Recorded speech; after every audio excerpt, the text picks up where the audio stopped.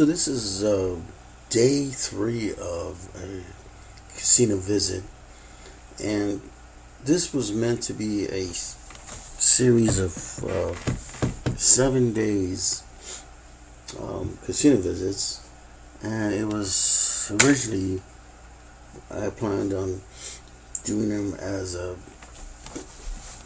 like typical days, and like what would be a good day to demonstrate. But last 2 days, a couple of things happened that are really important. So instead of just a typical day, I think it's better if we do actually what happened in the last 2 days. For one thing, there were several days of winnings in a row, and the last 2 nights I've been losing. So it's really important to mention what happens when we lose. So when it seems like, like they say, I heard someone say, or maybe it was in a book or a video I watched, and they said to watch so that we don't get too emotional about our events. And that takes time, because it's very normal to feel funny when we lose, and it's normal to want to celebrate when we win. But to be honest, it's not a good idea. I mean, you can't celebrate every night because you win. You're just making an income. That's like celebrating every day you get off work. I guess you could. Some people just go home and have a couple of beers. That's their celebration. I guess that's okay. But to a certain degree, we just need to normalize our feelings. So what happened last several nights in a row? I did good. I was making anywhere from $700 to $1,400. I mean, it was great to traveling card counters. That's not a big night, but for a local casino visit where you just go here and there for 2 or 3 hours, I mean, it's just like people go to a club or something or restaurant, and they don't make $700 while there. And that's what it is. It's like, especially when you're winning, you're getting paid for fun, for having fun. And then suddenly, night before last, I lost, I think, maybe $50 or $100 on the craps table, which doesn't seem like a lot, but there was a lot of events that happened, and that was day 2 of planning a casino visit. And last night, I think I lost about $250. But it's important that the events that happened are really important. Another thing that we have to always be careful about is, like, during the winter, we're going to have road conditions.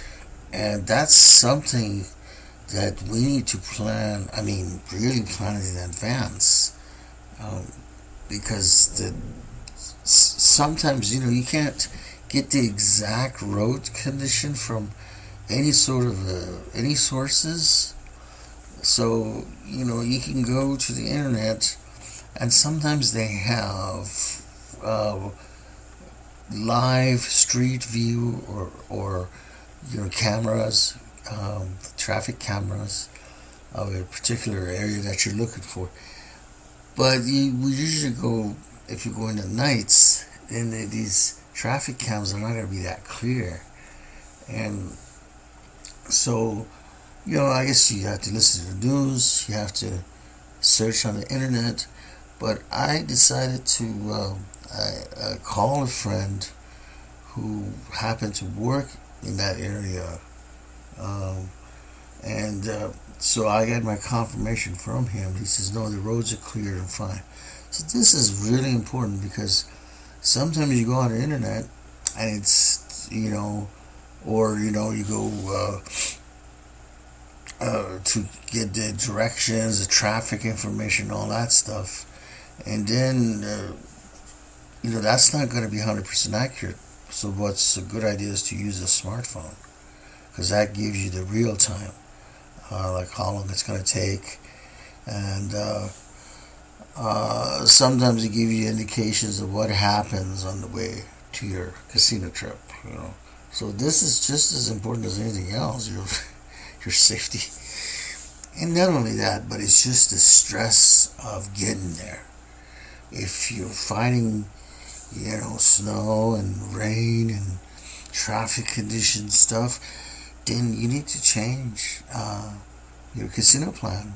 You know, go to another casino where everything is clear and you can just get there without any headaches. Like I said, in some of these card counting teams, if someone is not feeling good or they're not in a good state of mind, they're not allowed to play because that will affect you. You just can't.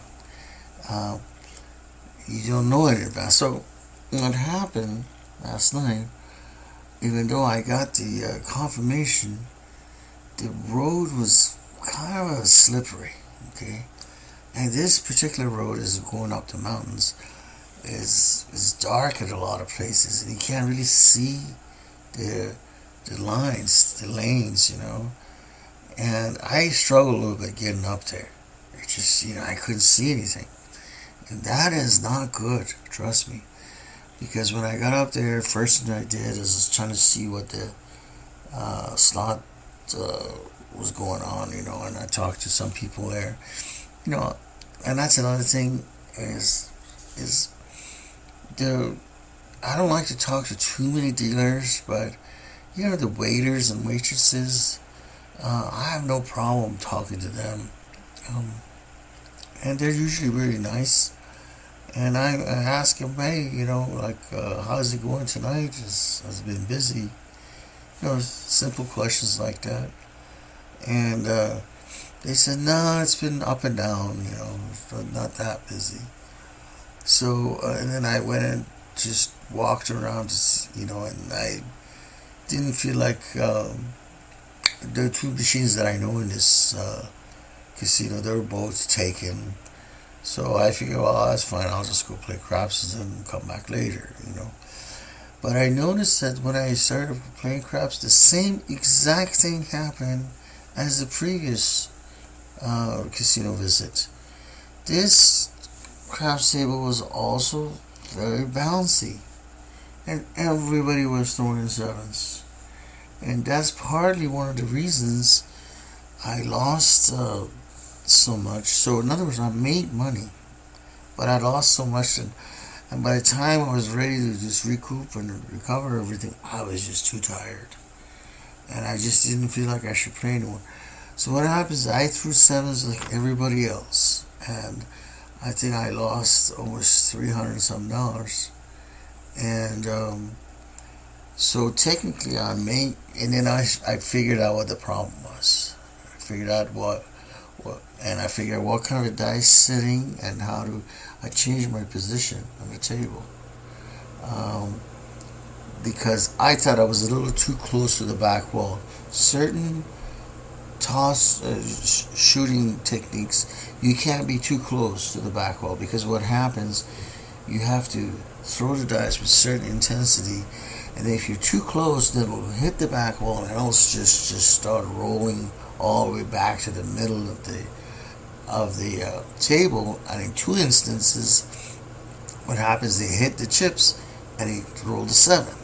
You know, you don't want the dice to hit anything. You always want to target a certain area on the table where it's not going to hit anything. All that you want it to hit is that particular place where it lands, and then the back wall, right?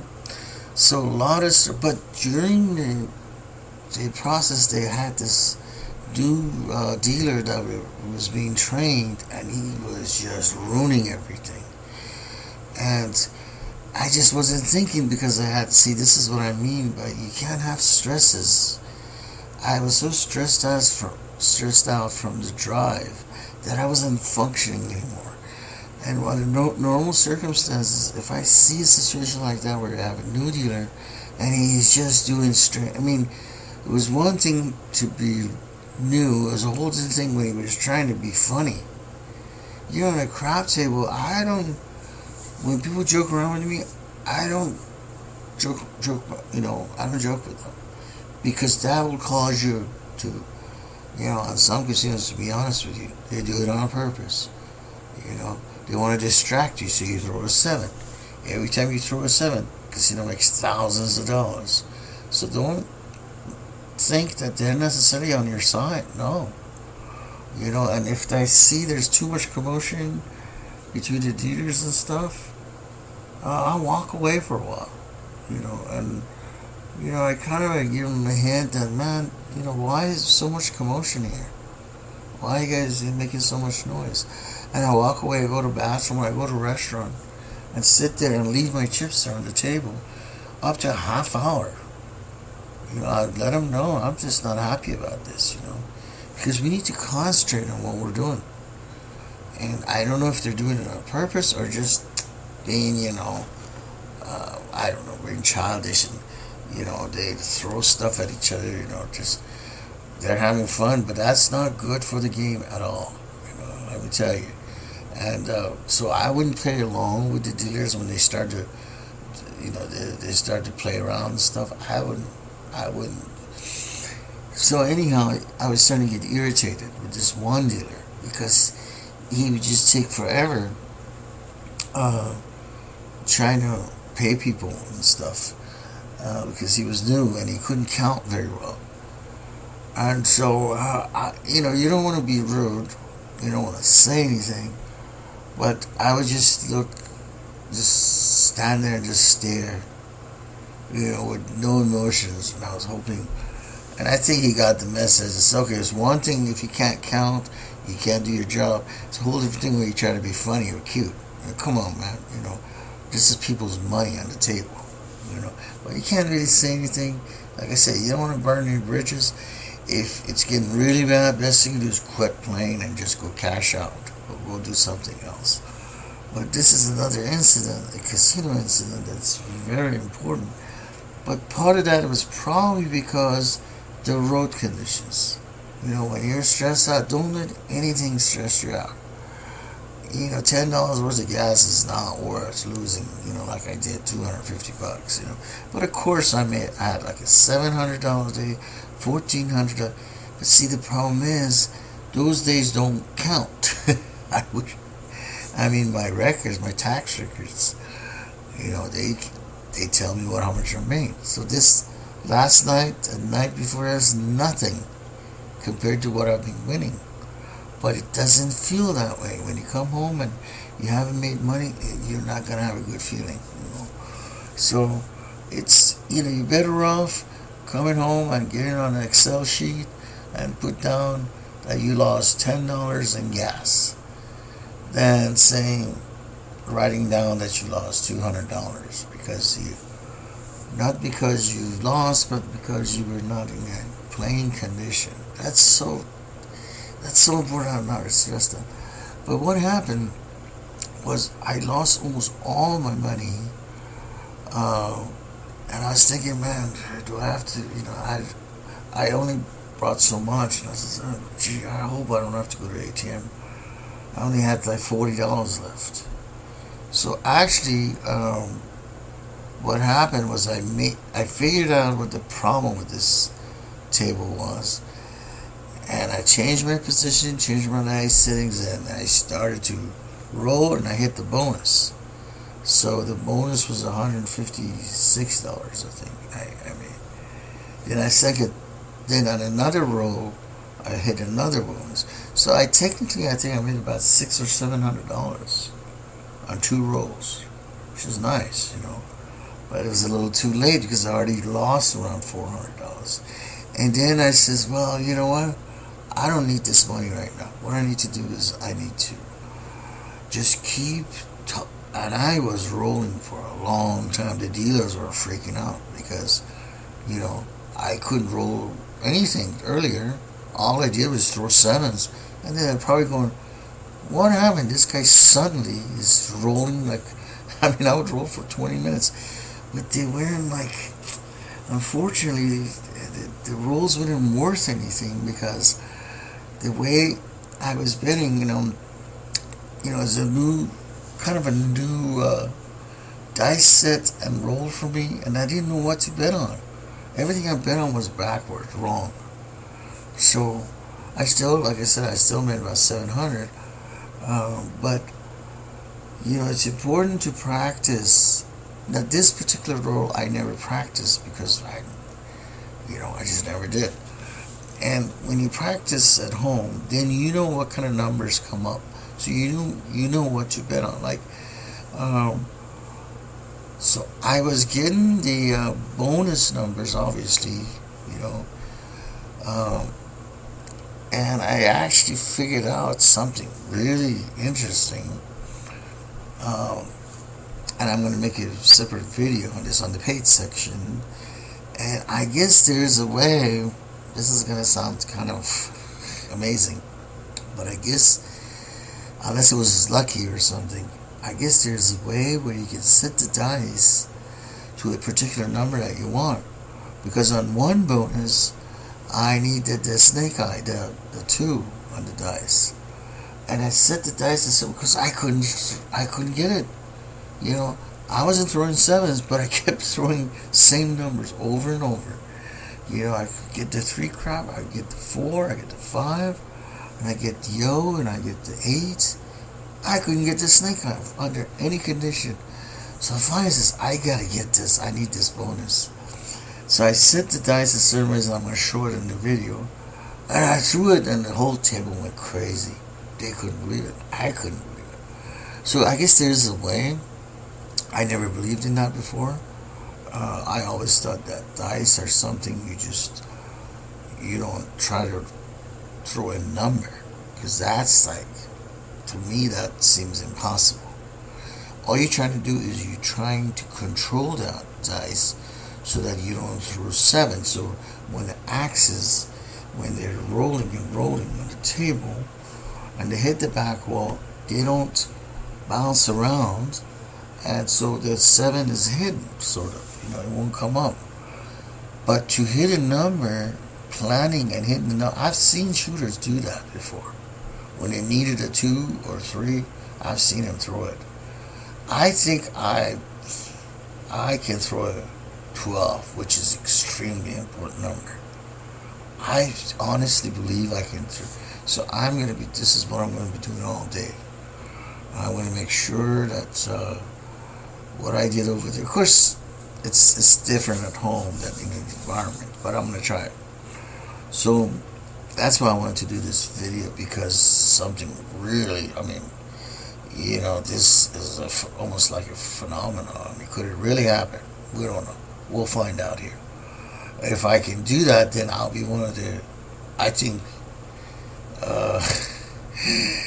you're looking at a lot of money. If you can call the dice, man, you're going to be, it's, okay, anyway, so what happened at the end, another thing I noticed, I'm sorry, earlier I went to a high limit room, and I just wanted to test the slots, because there's a couple of machines that I use to test the slots, see how, and after a few years of playing, you kind of have a feeling how the overall atmosphere of the slots section is. And I went and sat down and just testing the machine. I put like only $20 in there, and I played, and then bang, I got a bonus round. And this lady came and sat next to me. She says, "Man, I'm having a hard time all night." You know how important that is. Talking to other players kind of gives you an idea of how things are going. Because I just got there, so if you ask me, I wouldn't know what kind of a night it was. But she told me it's been up and down, And it was funny. Just when she told me that, the bonus round gave me an indication too. I did make money. I think I made $70 on the bonus round, which is real nice, right?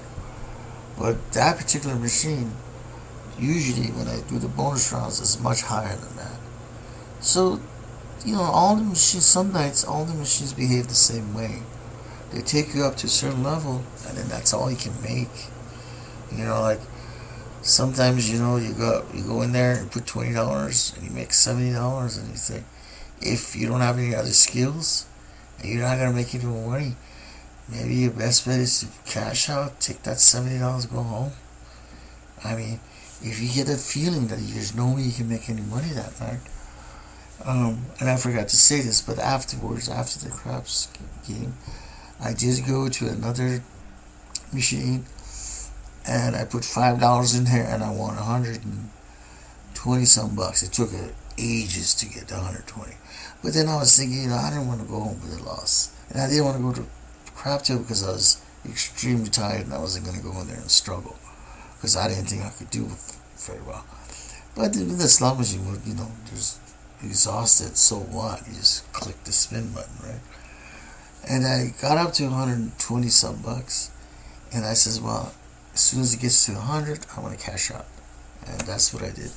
I cashed that. But another important thing was that right in the middle of the craps game, as I was losing, I noticed something extremely important, and I wanted to mention that. And that was that I started to get hungry.